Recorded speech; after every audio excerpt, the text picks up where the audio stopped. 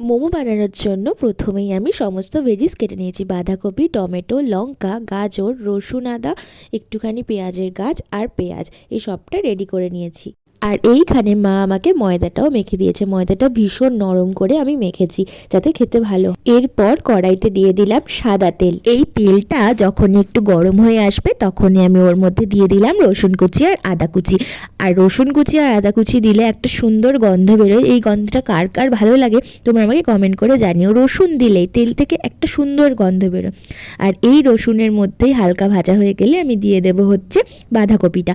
বাঁধাকপিটা প্রথমে দিচ্ছি কারণ এটা একটু সেদ্ধ হতে টাইম লাগবে, এটার থেকে জলও ছাড়বে, সেই কারণে আগে দিলাম। এরপর একে একে বাকি সমস্ত সবজিগুলো দিয়ে দেব। আর এটা প্রথমে দেওয়ার একটাই কারণ যে গাজরটাও আমি আগে দিতে পারতাম, কিন্তু গাজরটা আমি মেশিনে কুচিয়েছি, তাই ওটা একদম দিলেই সেদ্ধ হয়ে যাবে, কোনো সমস্যা হবে না। এরপরে নুন দিয়ে দিলাম। আর নুন দেওয়ার পরেই জিনিসটা একদম দেখো সুন্দর হয়ে গেছে, সেদ্ধ হয়ে যাচ্ছে।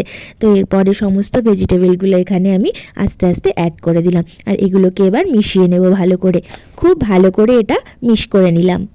এরপরেই আমি এর মধ্যে অ্যাড করে দিয়েছি কিছুটা চিকেন, একদম হালকা চিকেন অ্যাড করেছি কারণ একটুখানি চিকেন ছিল, সেটাকে না আমি একটুখানি নরম করে নিয়েছিলাম, মানে একদম ছোট ছোট পিস করে কিমার মতো করে নিয়েছিলাম।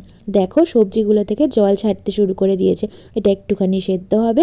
আর এর মধ্যে আমি একটু মশলাপাতি দিয়ে দিলাম, জিরে গুঁড়ো, ধনে গুঁড়ো, আর দিয়েছিলাম গোলমরিচের গুঁড়ো, যেটা কিনা খুব ভালো ফ্লেভারও এনেছিল আর টেস্টও হয়েছিল ভীষণ ভালো। তো এটা একটুখানি হতে থাক। তো এটা দেখো জলটা প্রায় শুকিয়ে এসেছে। আর এই যে এখন আমি গ্যাসটা নিভিয়ে দিয়েছি, এটা পুরো কমপ্লিট পুর। এবার চলো ময়দাটা বানানো।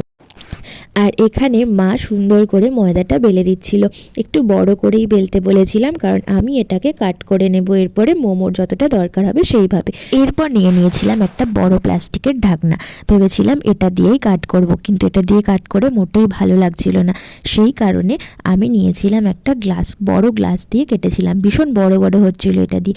তো এই যে এখানে আমার মোমো অনেকগুলো শেপ দেওয়া হয়ে গেছে, শেপগুলো জানি খুবই বাজে হয়েছে, কিন্তু কিছু করার নেই, এর থেকে ভালো আমি আর পারছিলাম না। আর এখানে স্টিম করতেও বসিয়ে দিয়েছি। স্টিমারে দেওয়ার সময় না ভীষণ ধোয়া হচ্ছিল, সেই কারণে ভালো বোঝাতে পারলাম না তোমাদেরকে।